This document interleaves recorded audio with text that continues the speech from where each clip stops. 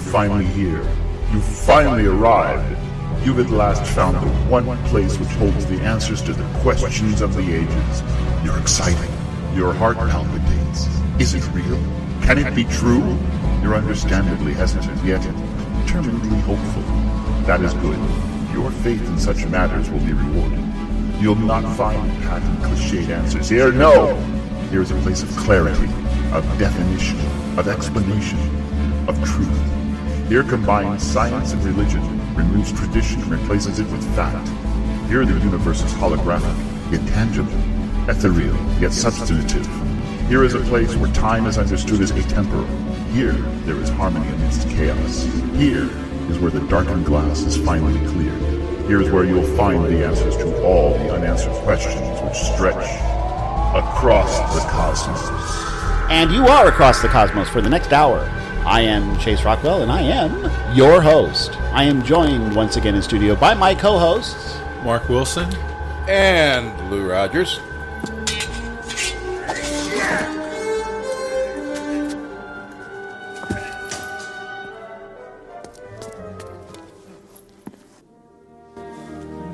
I knew you would come. My strength has left me. Who are you? The last of 3 brothers who swore an oath to find the Grail and to guard it. It was 700 years ago.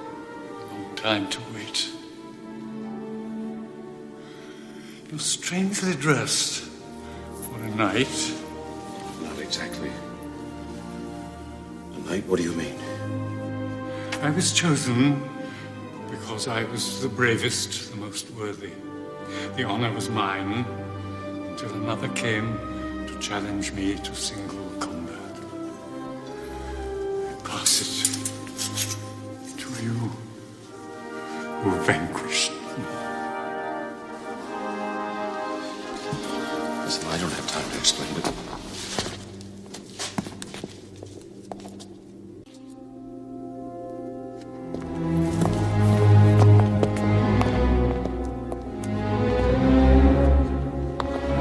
Be made out of gold. That's the cup of a carpenter.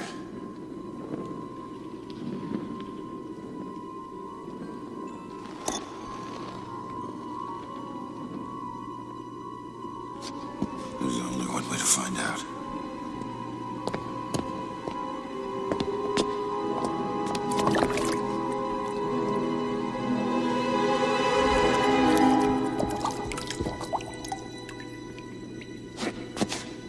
You have chosen wisely. But the Grail cannot pass beyond the Great Seal. That is the boundary and the price of immortality.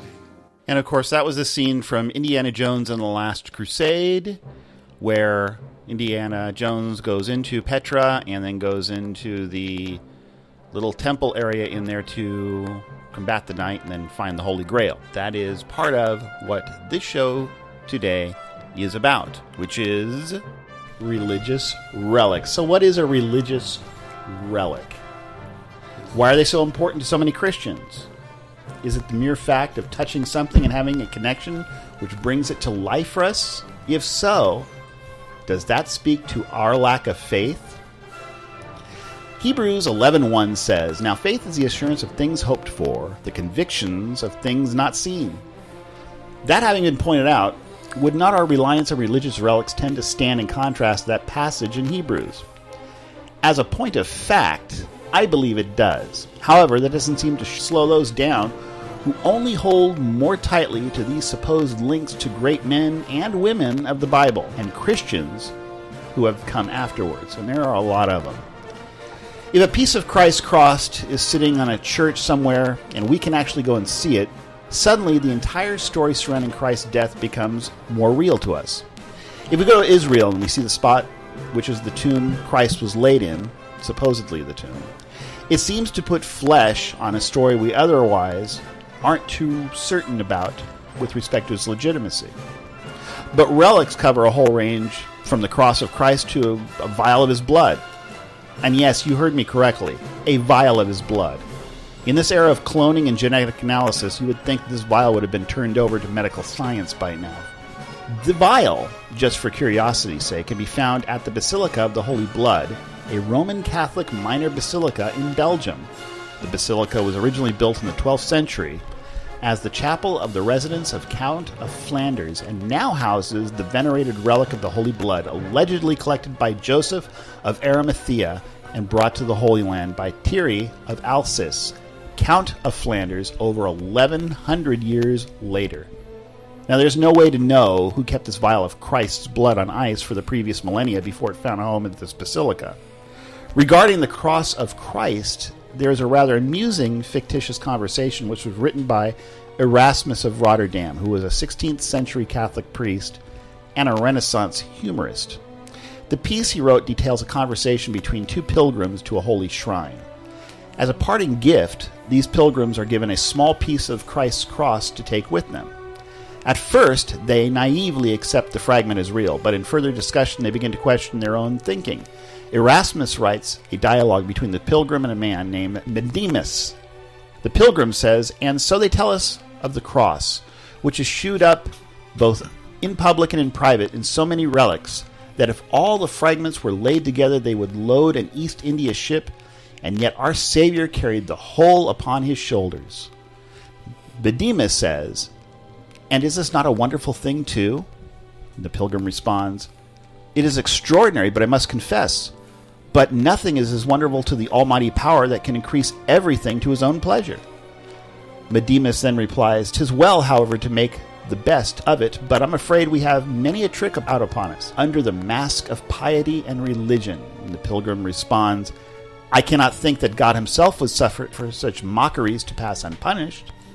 Bedimus responds, "And yet, what's more common than for the sacrilegious themselves? Such is the tenderness of God to escape this world without so much as the least check of their impieties." Even Erasmus in the 16th century understood that these relics were being abused, that so many pieces of the cross had been found that it could literally fill the hold of an East Indian cargo ship. And yet Christ was able to carry all of that upon his shoulders. It's clear these relics are important to Christians, but also people of other faiths. Islam has its relics, Buddhism has its relics, and so forth. The question really needs to be asked is why? Why does having some tangible link to an event in the past make that past even more real? That question could best be answered by delving into the human psyche. We are terrestrial creatures living in a terrestrial world. As human beings, we are far more comfortable with the familiar than with the unknown. If we're told that Christ died upon a cross, but there is no tangible evidence of that event, then did he really die on the cross? Did he really exist at all? And that's where we're coming from today with today's show, is that these relics are all over the place. And they do hold a spot, a special spot for us. But what do they mean? What are we getting from them? And so, opinions, folks. What are we looking at with these relics? And there's a lot of them. We could do a whole show on just one of the relics, which has been done often, the Shroud of Turin. And I'm sure everybody's aware of the Shroud of Turin. Most of us are. Just to enlighten the audience, it's a shroud that was found, what does it go back to the 12th century? I should have looked that Dates up. back to 13, I believe. Does it? Yeah, it's just medieval. It's 14 feet long and a little, almost 4 feet wide. And it was supposedly the burial wrapping of Christ. And when it was carbon dated in the 1980s to put the test to bed, they were conclusive at that time. It dated to the 1500s, thereabouts. But even that's up for grabs on what section was carbon dated because it had been patched in the 1300s due to a fire. And now, if you want my opinion regarding relics, I have to tread lightly because relics are a very powerful part of the Eastern Orthodox Church. In the early part of church history, there was two seats. One was in Rome, the other was in Constantinople, which is Turkey. Yeah. And in the East and in the West being what you would call Italy and the Church of Rome, they had two different New Testament canons, and most people don't realize this to this very day. In the East, they ruled out and said that Revelation, the Apocalypse of John, was a Gnostic text, and it wasn't included in that canon for nearly 1,000 years. There was also other subtle differences, but because of lack of, I guess you'd say, lack of written materials, they used iconism to motivate the masses. So in other words, you'd go to a church, and that's when you first started seeing the statues or the implements. They wanted tangible evidence of your faith. And to this very day, if you go into some of the Greek Orthodox or Russian Orthodox churches that are called Christian, you'll find it littered with incredibly ornate figures and paintings, frames that are unbelievable. Even in the poorest areas, you'll have this. I've been in some incredible places throughout the USSR, I guess you'd say. Eastern Europe. Yeah, and even in the poorest areas, they have the most ornate temples, Christian places of worship, in which you go in, and I've been in there, and the people know almost nothing. It's not based on what you read and memorize. It's based on what you see and what you touch. Well, because that's the whole point of the. I mean, even when you go back to before the split between the Eastern Orthodox Church and the Catholic Church proper, it wasn't so much a personal relationship. It was based upon what you were told, and since most people weren't literate, yeah, the iconography really does make a lot of sense. You could see a picture of a saint. You can be told that this saint represents this or represents that, or this figure represents this or represents that, and that can become your focus, and you don't get muddied up by having to essentially study Scripture. And authority and popularity. For instance, churches would battle over these relics for centuries sometimes, over the bones of supposedly John, or over the bones of Peter, or you name it. They battled over these bones. To this very day, the bones of Peter have been battled over, And what happens is when you have a relic like wood from the actual cross of Christ, or when you have the bones of John the Apostle in a, whatever, buried in your ground, it kind of puts you as something special. It lifts you up. You mean the possessor of the relic? The possessor of whatever church possesses them. You'll have people that will make the trek for hundreds, if not thousands of miles to come visit this area because it's special. We have that today. We get people that see an image of God's face on the side of an office building, or some idiot with a toast that has the Blessed Mary, and people flock to that. Are those relics? I mean, would you regard those as relics? No. To me, they're one and the same as far as their actual worth. But the people are no different, is my point. Whether it's a relic or whether it's a man-made today, we flock to it in hopes of connecting something more deeper, tangible to our faith. Why did we get caught up in relics to begin with? I mean, I know that historically, the relics weren't that important until Constantine. And Constantine set his mother out. It's affirming authority. It's if you have the bones of Peter, this is the church to go to. If you have the bones of John the Apostle, this is the church to go to. They have to be correct. They have to be right. There's a specific church that claims Peter's the author of the start of their church. What would they do without his bones? Supposedly he's buried in St. Peter's Basilica. Well, that's all a bunch of... The literacy rate was extremely high. Illiteracy rate was extremely high. Correct. Most people didn't have a copy of the Scriptures, so they could only hear it because it was a hard and fast rule in the early days of the church that it was read in Latin. Yes. So, and you weren't allowed to touch it. It became very quickly. You weren't even allowed to look upon it yourself. It had to be read by a bishop. Okay, so you heard these words only if you attended, and you only heard what they read. But you could go there and you could actually touch you could actually touch the Son of God. You could touch the cross. You could go up, and they would impute into the statues a special nature, just like the supposed Holy Eucharist, in which became the body and actual blood of Christ. They would do the same thing with icons. Icons held a special part in the faith of the early Christians after Constantine. So one of my problems with the whole relic situation was this. We put a tremendous amount of import onto these relics, be it a vial of blood or cross of Christ, or there's a church in Belgium that's got the head of John the Baptist, for example. Yet not one of these relics are pages or letters of the epistles that were written, or the gospel letters. Why would so much import be? For example, here's the deal. 325 AD, Council of Nicaea. Constantine convenes the council, starts putting together the rudiments of the Catholic Church, what was to be the Catholic Church. Sends his mother out, Helena, to go over the empire and look for these relics, primarily down into Jerusalem and what have you, or Judea, to find all this stuff. And she does. She has tremendous success. 325 AD, you're looking about almost 300 years after Christ died. Mm-hmm. And she was able to find the exact cross that he was hung on, even though at the time Christ was little known outside of his general vicinity.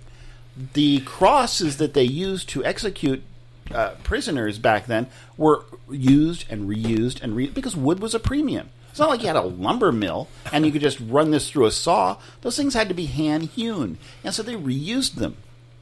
And beyond that, we get this image in our head that Christ was crucified on Golgotha in between two other convicted criminals. But Romans tended to execute en masse. So while he may have been placed between two criminals, it could have been in row 16 of column 50. I mean, they tended to take care of all this crap at once because it was far more efficient. So they would execute a bunch of people, and then let the things wind up again. So they had another group of prisoners to execute. Everything that I've written or read in Roman history with respect to their execution methodology and actions goes in that way. You would execute a bunch because it's just more efficient. Otherwise, you'd have people hanging up there constantly, and they just didn't like that. So, my question is, how was she able to find that exact cross amidst perhaps hundreds, maybe even more, wood crosses 300 years later? Well, she didn't. Well, of course she didn't. She had deep pockets because she was the mother of the head of the Roman Empire. So she had pockets as deep as you possibly could get. So her mission was to go out and find things. So she went out and found things. She went out and found things. For the purpose of what? A full skeleton of one of the Magi. Okay, we don't even know who they are, but there's this church in where is this church located?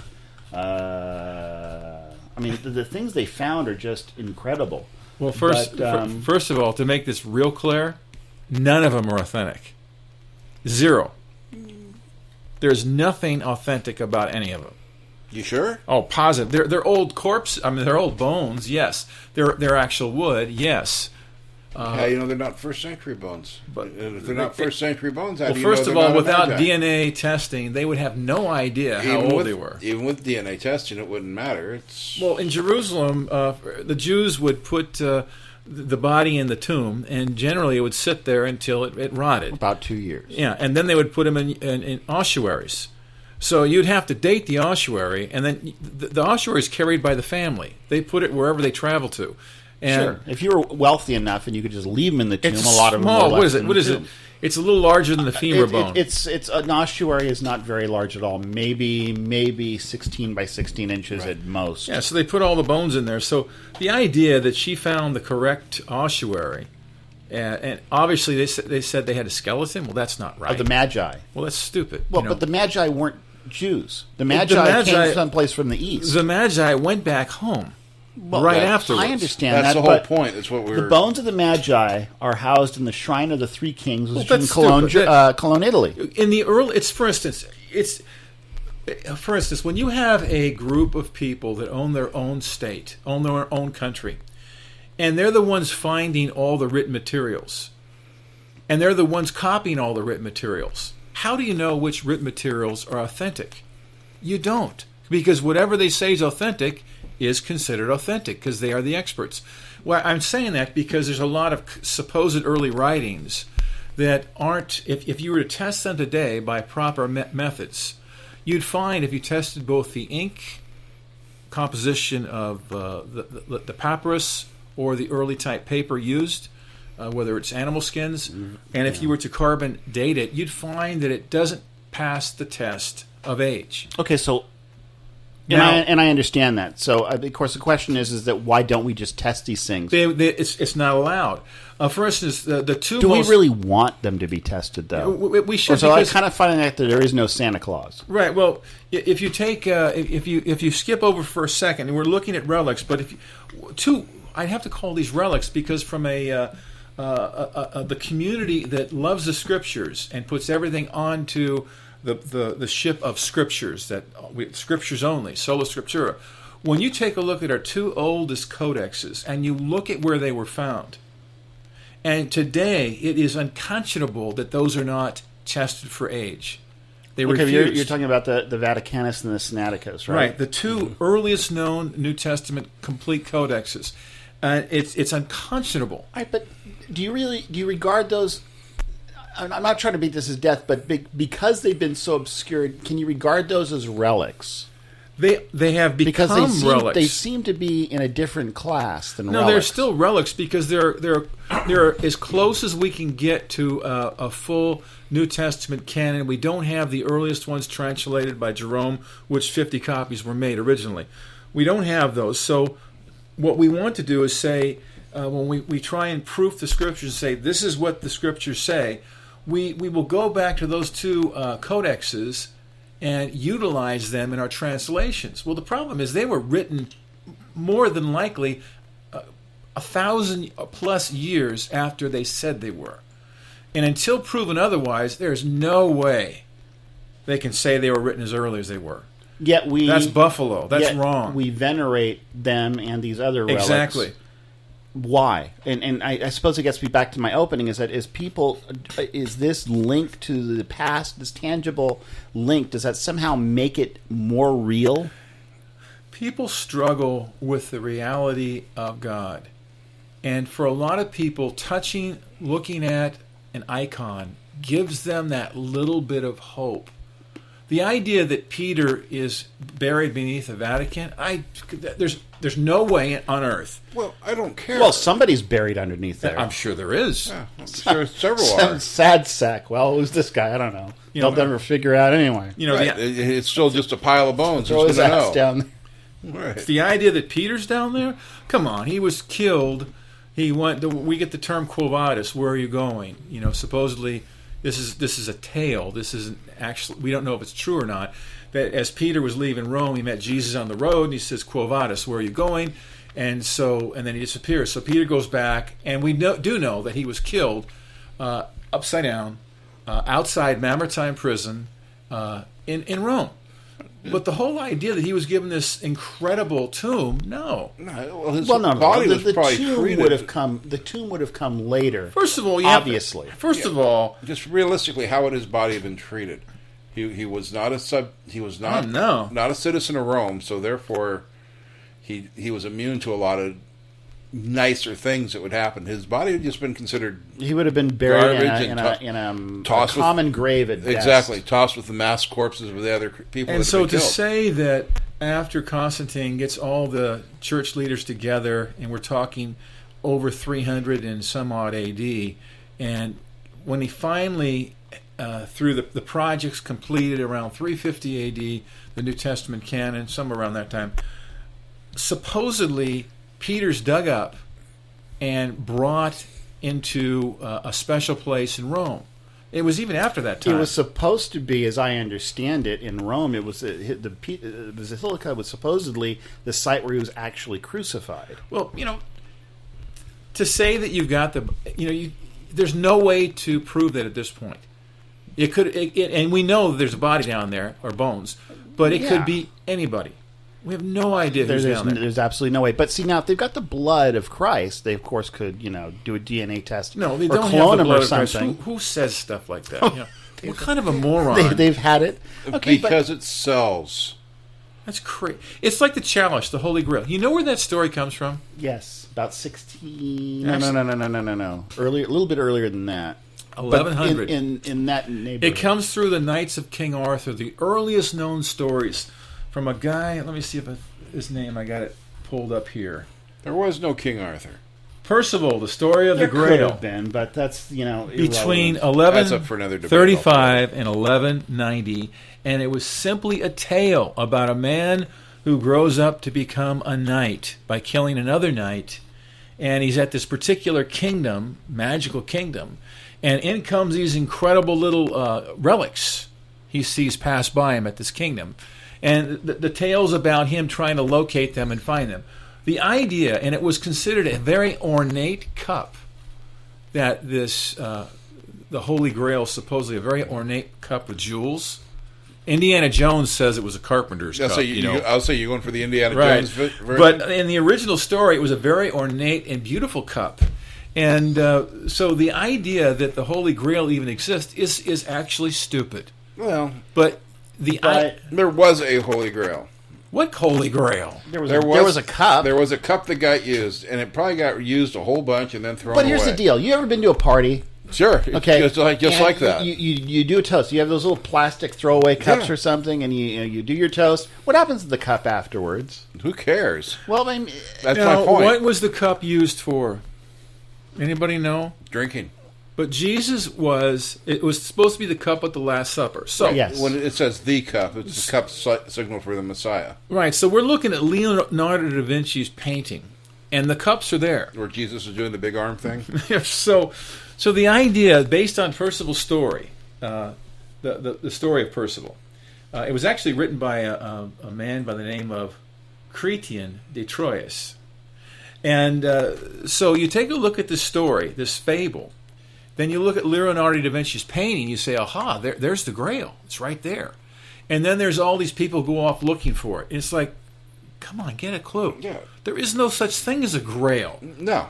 Jesus obviously, and all the disciples obviously, drank from a cup. They ate bread too. But the idea that someone preserved that cup to this day? No. Oh, it's the same where's thing. the holy loaf? What holy loaf? The holy loaf. The bread. The bread. There had to be... When people, what about the holy oven that made the bread? I mean, where do we stop with this stuff? Right. When people lack a what I would call relationship with the Father, when they lack a solid foundation and they don't know how to get that, they will attach themselves to relics. It's my wife asked me watching a special on the Shroud of Turin what I thought, and the simple reality was I looked at it and said, look, if they could prove it 100% accurate back to the first century, if they could prove it a fraud, 100% a fraud, it's not going to affect my faith one way or the other because it's an irrelevant issue. But it's so stupid. Okay, first of all, Jesus was wrapped like a mummy. He was wrapped. Okay, that's a horizontal movement where you go round and round, round and round like the Hand's game. The weird thing was when he rose from the dead, they were in the exact same place as when he was wrapped. People don't realize that. Okay, they realize it. They just don't connect the dots. The Shroud of Turin was put over a body. It's 14 feet long. Yes, but the idea that it's only a hair under 4 feet wide.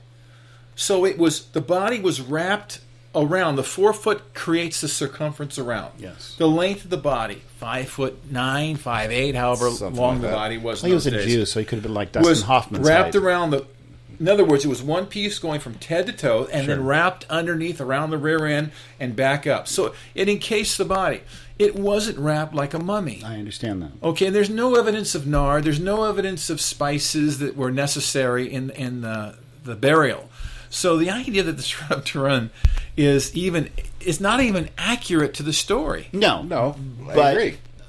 beyond that, there's one other problem, which I keyed in on the very first that I heard about this thing, and this is years and years and years ago. But evidently, I'm alone in this. I found one other person that I spoke with on the internet, and this was probably 10, 15 years ago, when this discussion was coming up on some BBS. This is way back in the early days of the internet, and I was doing some debate with some guy, and I said, the problem with the Shroud is this, is that you've got essentially a 3D object that left a 2D image perfect proportioned. And I said, that's just not going to happen. If you were to take a body, cover it in paint, and throw a white sheet on top of it, the image that would be left on the sheet would be horribly distorted because it's going to wrap around. It's going to and stretch. It's going to leave an image that only would be sensical if you were to put it back into that wrapped around position. Right. And the Shroud of Turin doesn't do that. The Shroud of Turin is a 2D image of a 3D object. Right. Their no contention possible way right. it could have happened. Their contention is that he rose from the dead, and in doing so, when he passed through the shroud, supposedly, it left that specific image. Okay, I've heard that. All right, but to me is asinine. Well, the point is that it's completely the wrong material, and he wasn't wrapped that way. Well, and yeah, no, Right. but see, in the time when the shroud was actually made, say 13th century or so, that's what they did. They would throw a sheet over a body to cover it. And we do the same thing today. You got an accident victim on the roadway, you throw a sheet over it. And that's what they understood. But the Jews, of course, they'd wrap you up because, hey, you're waiting for the body to decay, so they kind of wrapped you like a mummy, filled you with spices and everything, so you wouldn't be a horrific stench Right. while you rotted away. Right. What's interesting is today we see this in various countries where you lack relationship and you don't understand how to get that relationship. You cleave to relics and icons. They become near and dear to you because they're what you can tangibly see and touch. Okay? So you have people that on specific holidays, days that commemorate certain appearances of certain saints or deaths of certain saints or appearances of Mary, or holy days they call them. You have people that will actually go on their knees through a city, will take little whips and whip them as they're going through their knees. Self-flagellation stuff.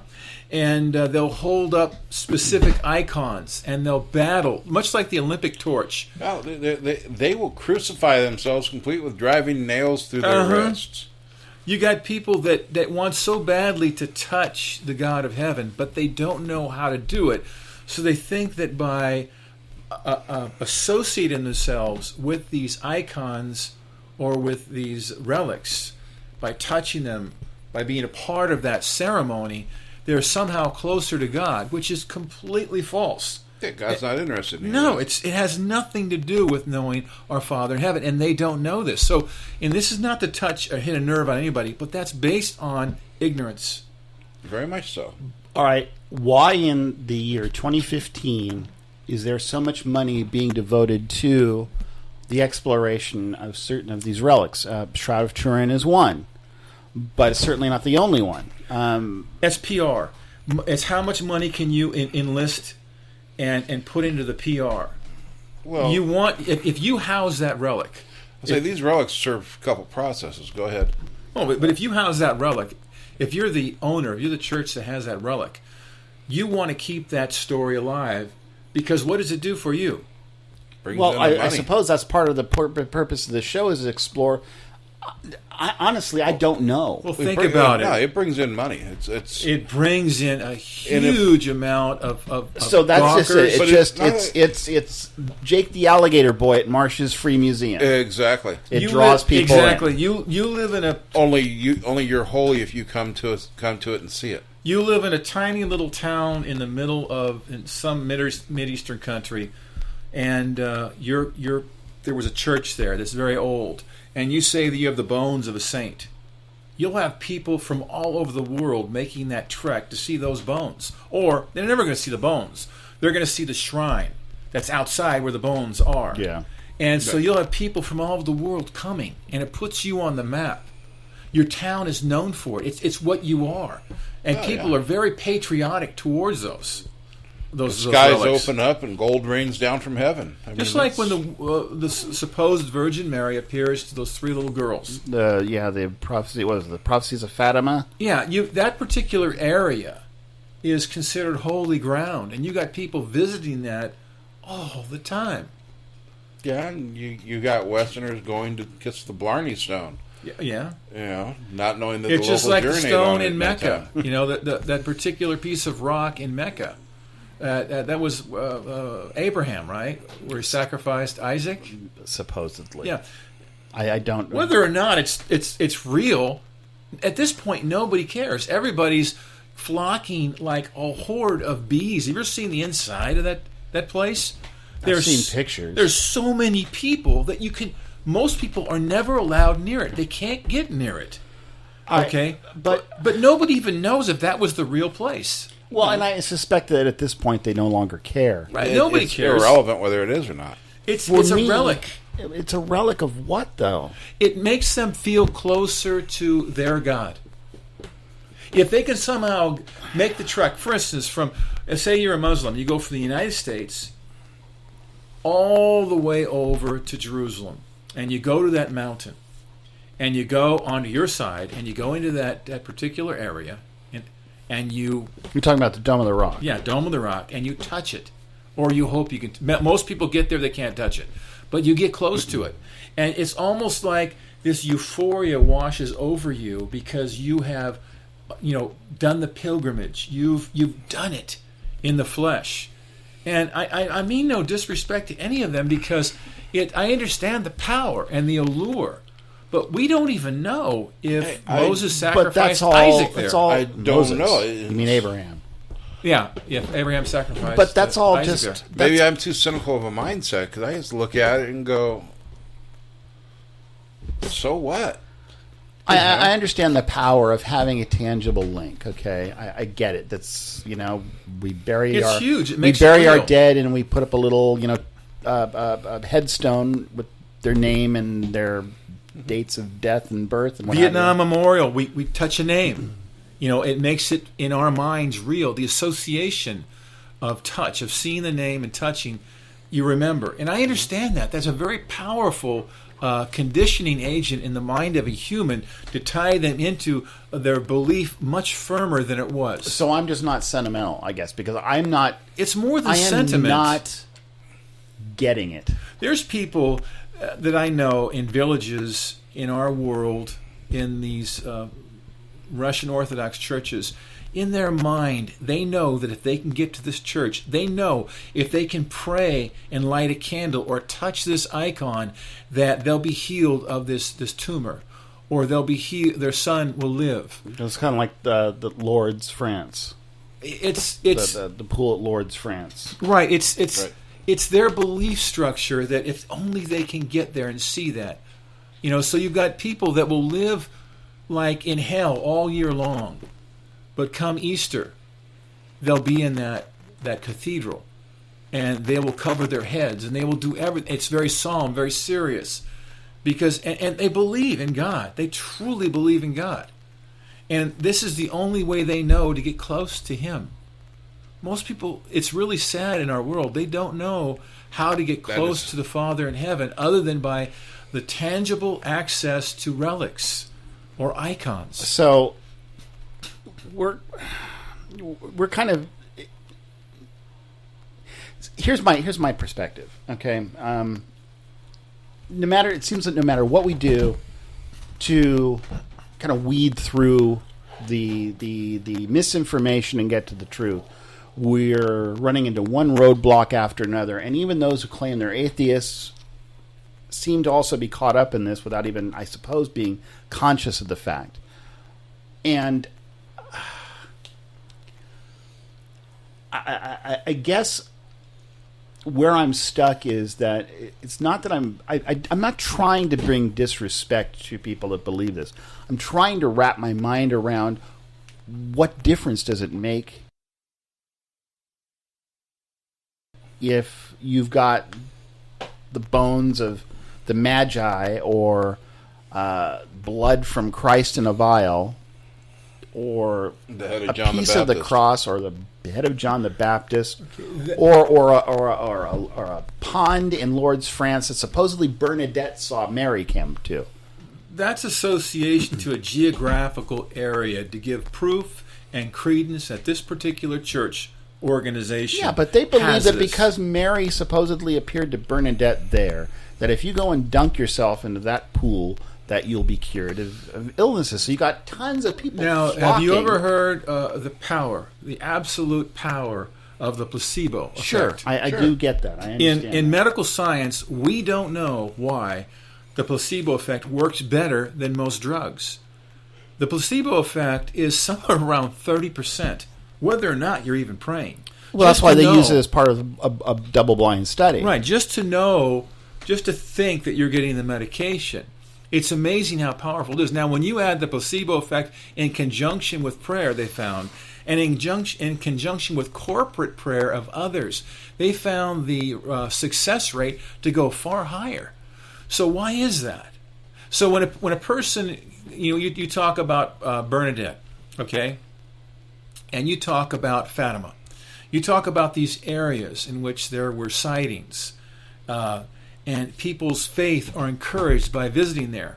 The placebo effect, the prayer effect, when they go there and they go to this particular pool to wash or dip themselves in, just like the pool of Siloam, when Jesus walked the earth, there it said the angel would come and stir up the waters every so often. Right. And they knew if they can get to that pool, they'd be healed, and Jesus ended up healing his way. It's all based upon belief. If you believe in your heart, if you believe it thoroughly in your mind, you got to remember that 30% of the people that dunk themselves just based on that belief are going to be healed. That's a huge ratio. Yeah, but it's only 30%. Shouldn't Christ be 100% or nothing?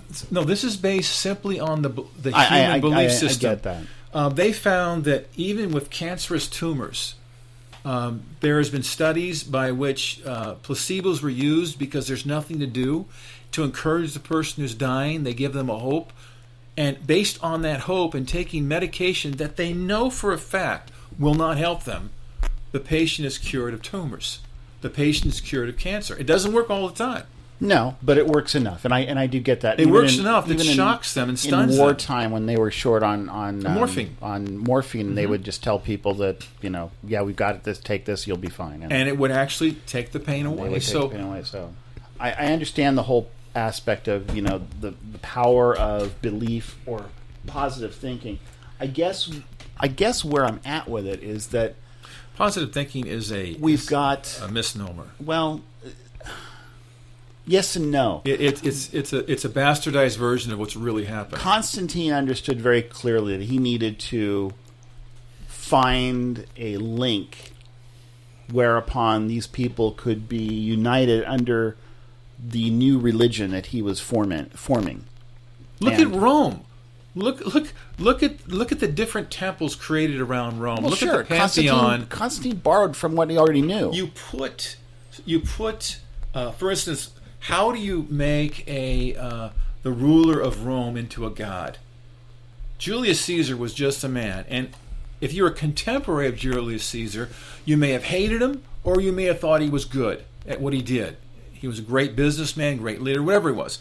But if you turn the clock ahead 100 years, and you saw a statue, and you're completely removed generationally from Julius Caesar, and you grow up in Rome as a little kid, what do you see him as? A god. There was something. There was something Special. And every Caesar that came after him, they all knew in the back of their mind that they would become a god to the future of Rome. And a lot of them wanted it now. Yeah, a lot of them did. Caligula wanted it now. Nero wanted it now. There are those that wanted it now. And the ancient Egyptians were doing the same Right. thing.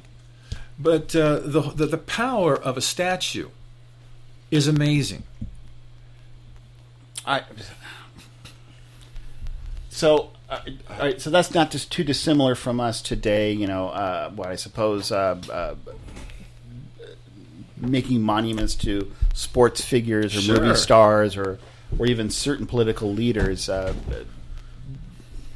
making them more than what they are. For me, I suppose maybe it is that I'm just too cynical, but I find religious relics interesting simply because to me it's almost like a traveling carnival show. Well, if you look at the minds... Oh, go ahead, Luke. I was just agreeing with Chase. To me, it is where's the Barker? Where come spend your quarter here and. Well, I mean, I would go through. I would love to travel through some of these churches in Eastern Europe, specifically Eastern Europe, because they're not as heavily trafficked because it was closed for so long, and there's more obscure I've been there. niches and what have you there. I'd love to go there. I'd love to do that. They could spend weeks going through those things. It is ignorance. You're locked into ignorance, and you don't even know it. But as Christians, generationally, being the light of Christ, it seems like, exactly. These icons, these relics have had the exact opposite effect of what was intended, which is it has built this wall between people and a true relationship with Christ. The foundation of the Catholic Church was started in that way, whereas we today will study to show ourselves approved, like the Bereans were more noble-minded than those in Thessalonica, for they studied the Scriptures to show themselves approved. And this was in the book of Acts, written by Luke. And we know these things.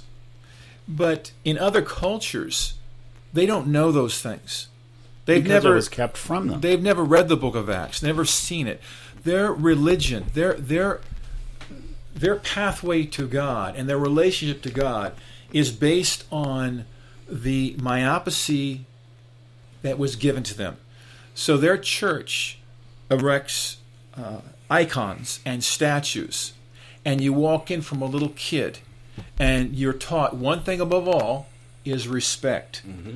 Respect is very powerful. So when you walk through that door, women wear something on their head.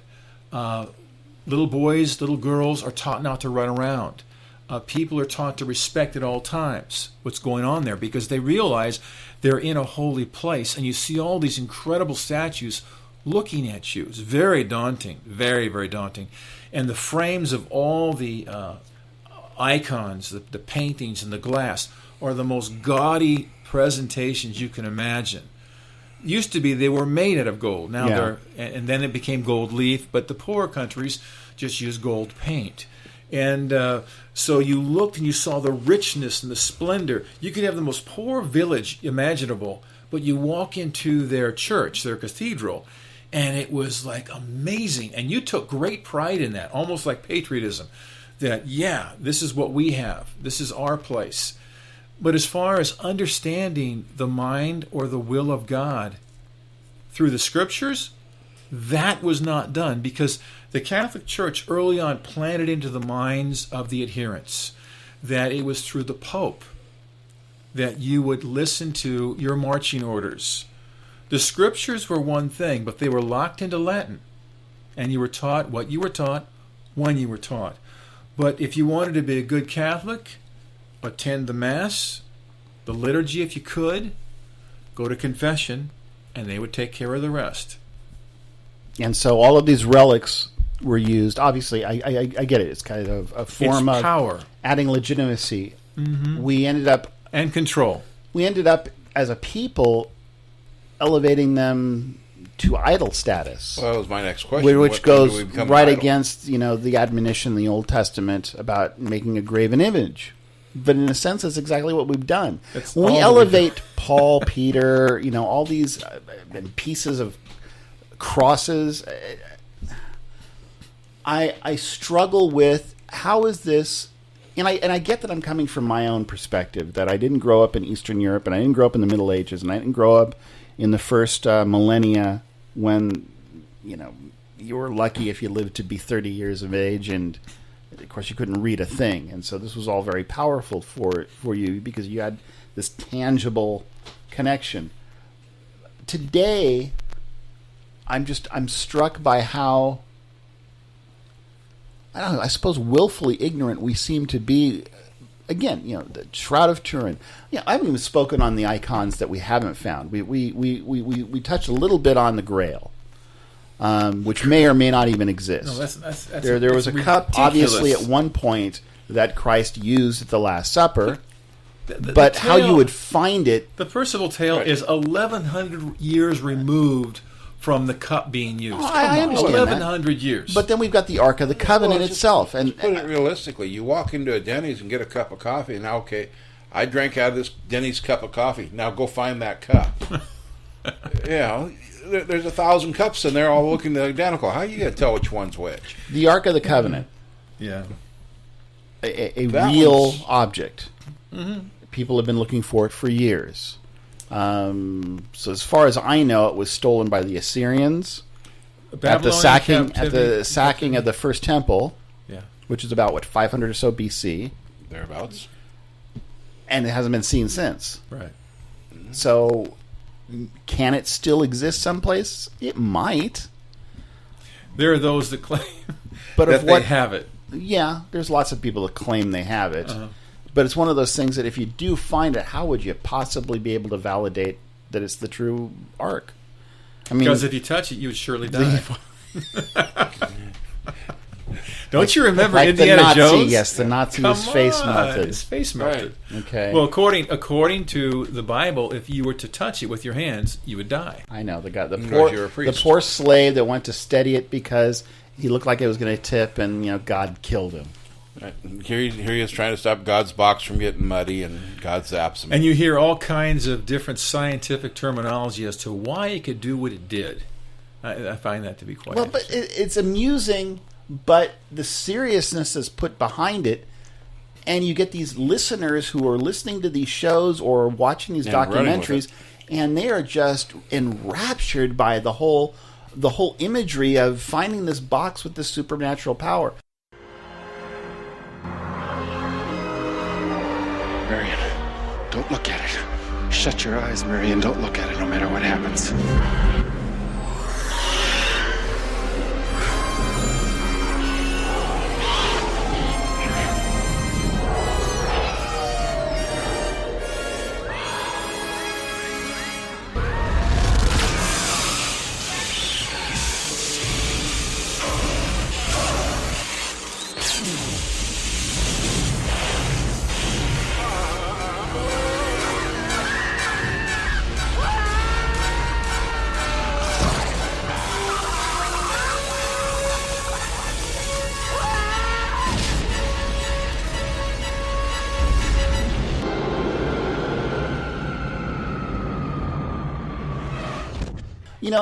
There's the other one, the Spear of Destiny.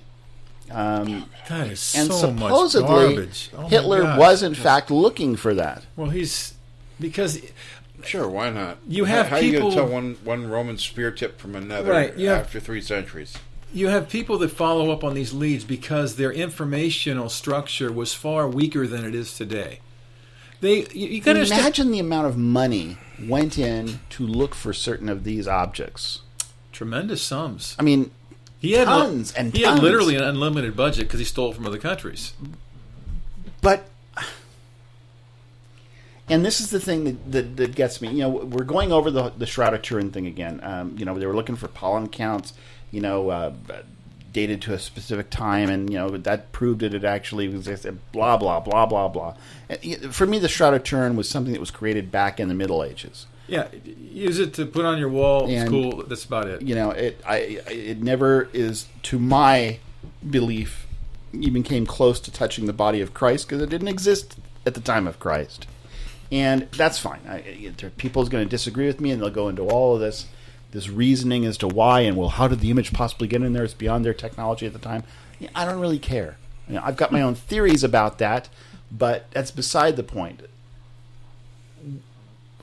What difference, to quote Hillary Clinton, what difference at this point does it make? What difference at this point does it make? Well, does it bring you closer to, in 2015, does it bring you closer to Christ that you may or may not have this burial cloth. What they're saying is that this proves the ascension of Jesus, the bodily resurrection. And faith is the assurance of things hoped for, Right. Well, the for them, conviction it proves all of of it. things It proves- not yet seen. Now, the Or spirit, not the seen. spirit of destiny is really comical at best. Well, the narrative says that a Roman soldier stuck a spear in his side to see if he was still alive, and water came out. Yeah. Right. Now, there's lots of reasons why that could have just been a lymphatic fluid. He could have pierced the guy's bladder. Right. Could have been any number of things.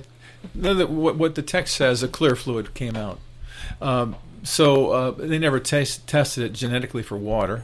I'm How sure could they there's test it They genetically? couldn't. That's my point. So, in the idea of the spear, what on earth would make the spear so powerful because it pierced the body of Christ? Because it was Christ. He wasn't from Krypton. He So wasn't he's Superman. got this. No, but anything that he touches is imbued with the supernatural power. That's so stupid. It's not biblical. You don't find it within the. Christ did not say, "Look, everything that I friggin' touched, everything that I friggin' touched right here is imbued with my power." We don't see people running around on He said the we cobblestone were roads trying to pick imbued out with the, his the power through the cobblestones. power of the Christ walked Spirit. on this rock. But we actually have people running around with that mentality. Well, then I suppose the greatest treasure in Relic would be to find the body of Lazarus. I'm surprised they didn't dig him up. No, it's we're treading on a bit of thin ice in the sense that it appears we're ridiculing the faith of others because their faith is rooted in relics or in icons. But what we're trying to say is that that's not what relationship should be rooted or based upon. It should be based upon your relationship spiritually. That's what being born again is. Most people don't understand the term born again. They say, "Oh, I'm a born again Christian." What Jesus was saying to Nicodemus in John chapter 3 is that you're born by the water, which is the canal, birth canal. But he says you must be born by the water and the Spirit. And Nicodemus is scratching and says, how can a man go back in a mother's womb and be born again? And he goes, you're the leader of Israel and you don't understand these things? And that's when he goes into the dissertation of John 3:16 and 17, which everybody's so familiar with, about how God loved this whole creation, this world, that he gave his only Son, that whoever would believe in him would not perish but have everlasting life. And we don't comprehend to this day what he really meant. And the idea of being born again is born of the Spirit. You call it relational causality, Chase. But it's the idea where your spirit and the Spirit of God actually have intercourse. They combine, they join with one another. I think it's a true connection. Right. People today don't grasp that. So what they want is if you have an icon, you can touch. So they would rather have the splinter from the supposed cross of Christ or the Spear of Destiny or the Holy Grail, Or the thorn mostly from to the sell it thorn on cross. eBay or at Christie's Yeah, auction well, house. now. Yeah, but the thing is that if you can tangibly be in the same place where Peter died, supposedly that elevates you to a position of greater euphoria in your faith. Well, that's not true at all. The greatest euphoria in your faith is when you're alone and your mind is on him. And your spirit is participating with his spirit in this world, in your now. Is that too much for most people to understand? They don't understand it. Or digest, not understand, but take in and digest. It doesn't I make suppose. any money. Now, beyond money, money is part of it, but when you've got... Money was all of it in the beginning. When you've got a peasant That's why in churches funded their buildings. the churches, I get the churches, I understand that. But that's where our core came from. But yes, but you can sell a piece of garbage or some thing out there, but unless people believe in it, you're not going to sell many of them. Look at what was that thing that GM was trying to sell, an electric car. What was it called? The Leaf? I think so. A piece of crap. It was. Okay, and they didn't sell many of them. Government subsidized it, but no matter how much they tried to polish it, it was still a turd. Right. And you can't polish a turd. They So whatever you won want. big time. The government subsidized it. There you go. No, they did. the government subsidized it. Otherwise, it wouldn't have sold. Okay, well, so the church... Look at the other electric car that's being built where the government hasn't subsidized it, called the Tesla. You want to buy that car? It works. They work, and they work well, but you're starting at $80,000 just to buy the car. So if the public isn't willing, it's not going to sell. And for some reason or another, Constantine was brilliant in his application of paganism into this form of Christianity he constructed, and it's worked so well. You'll have diehard Christians in strict Baptist churches today who will just argue you to death that everything that they're teaching, the liturgy within their church, is straight from the mouth of God himself, and that none of it is this contrivance that began with the formation of the Catholic Church way back when. It's okay, though. It's what okay. they believe. Well, okay, it's what they believe, but as in their role as bringing others, making disciples of others, they are misdirecting them, and that's my contention. While I find icons, relics, etc., interesting, I don't attach anything more to them than just that. They're just interesting. I mean, I see the head of John the Baptist in this church. I think it's in Belgium, and I'm thinking, okay, it's somebody's head, obviously, because they got a skull there, and it's all wrapped in gold behind glass and this and that. So some sad sack got a nice burial, but it's not John the Baptist. How could it possibly be John the Baptist? It stretches credulity. Now, for us today, I suppose I think they found him. It was another one of these Middle Ages thing. And I don't remember exact year, but Middle Ages sometime. I don't have the date. I'll have to look it up. But even Middle Ages, okay, you can maybe believe, well, yeah, of course, John the Baptist died, and he's this, cousin of Christ, and a great figure of the Old Testament. Well, sure, they put him over here someplace, and so obviously he was going to give him proper burial, because in the Middle Ages, of course, kings and leaders and everything else always got these ceremonial burials and what have you. Right. Not understanding that at the time that he had his head chopped off by Herod, he was nothing. He was nothing more than a common thief or outlaw, as far as it was going to go. And again, his body was probably tossed into a common grave, or maybe burned in a pile someplace. Yeah. You're battling against something that is very deeply rooted into humans, and that is, even to this day, we have special places, like, take Stonehenge. Special places in which they, believe phenomena occurs based upon the coming together, and you have icons, whether it be a structure, a group of stones. People attach significance to those. Maybe Stonehenge originally was made for something we don't even really understand. Yeah, they don't even know what it is. And later now. it became... we have no idea. Cause they think it's a calendar of some Stonehenge, sort. you had a Woodhenge, and they had several henges. Well, later on it became a place of worship for a Druid base, let's say. Yes. Okay, but even the American Indians... all over, up towards the north through Canada, and even up to the Eskimos, they attach very powerful symbolism to geographical locations, because it was there that a spirit met. There's stories attached to this. They have particular areas in which the sky god came down, and there's even drawings on this wall or on this face. And so they will go there and they will make sacrifices, and it becomes a place of power. A place of where supposedly your spirit communes with the Great Spirit more easily, whatever it is. But if you understand even the Indian, the American Indians, if you understand their religious foundation, they would have to agree that anyone can commune with the Great Spirit wherever you're at. Yeah, that's been. It's just that was always their my understanding. It's just that these specific places give people a feeling of closeness.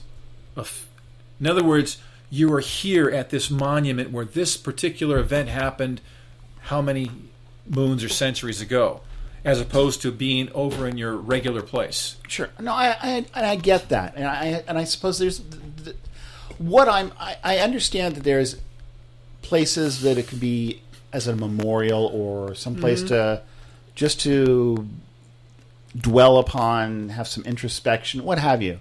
It struck me with these relics that far more was being imputed upon them than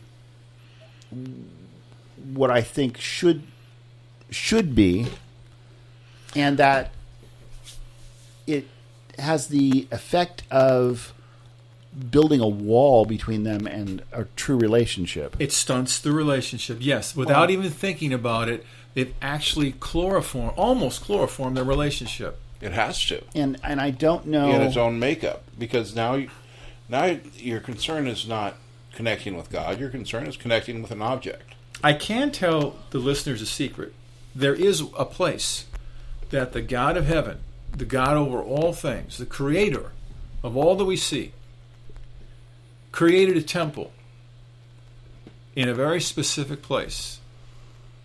And it's a place everyone needs to go to. But few understand it. Belize? Is it in Belize? No. Argentina. This is really important. He created a temple not made with human hands. And that was the whole goal. The idea of the temple in Israel was simply to satisfy the Israelites. They wanted a king, they wanted a temple. That supposedly God should have a structure of his own, as if he needed one. Now the angels went along with that. That's where we had the temple, the inner courts. To their credit, they argued. And the Holy of Holies. Hillel argued with David about it first. Right. Yes. I agree.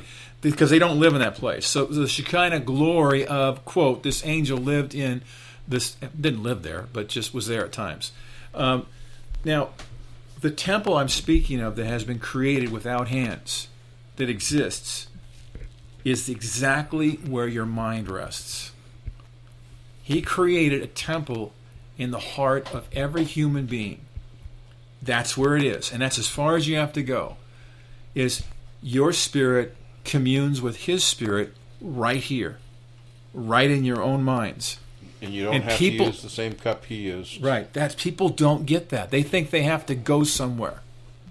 Well, and because our pastors even today are teaching that. Well, they teach that based upon a verse written by Paul that says, do not forsake the assembling together, as is the habit of some.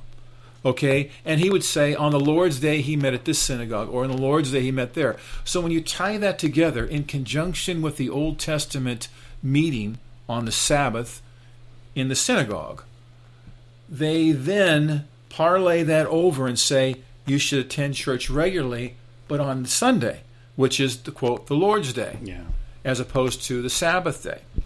And so they say, don't forsake it. And they make that a command and an ordinance as opposed to an encouragement. Which is what it was supposed to be, an encouragement. It was written as an encouragement. Don't forsake the assembling together as the habit of some. And there was a reason why, because in that particular time frame, Rome was quickly becoming at odds with the Christians. The Jews already were, and there was persecutions mounting. It was dangerous. It was dangerous, but also for the encouragement aspect. People don't realize, when Paul wrote the letter, there was absolutely no canon of Scripture. This was all brand new. What they had were the creeds. The creeds were verbalization. Some were written down, but most of them were memorized by the people of the way.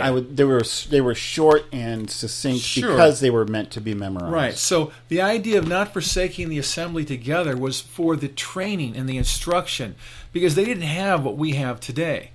Now but just today also we just have to for unlearn a lot of things. You know, when you've got a bunch of people together, and this has been a bone of contention of mine, and one of the reasons that I thought about this as a subject, because it does, in my opinion, these relics, these icons, these what have you. Church is a relic and an icon. It is most definitely a relic and an icon, and it does set this huge. It's a huge wall between human agency and God. because the church has to be fed. The church edifice, the structure, the corporate entity that supports this edifice and structure, everything goes to that.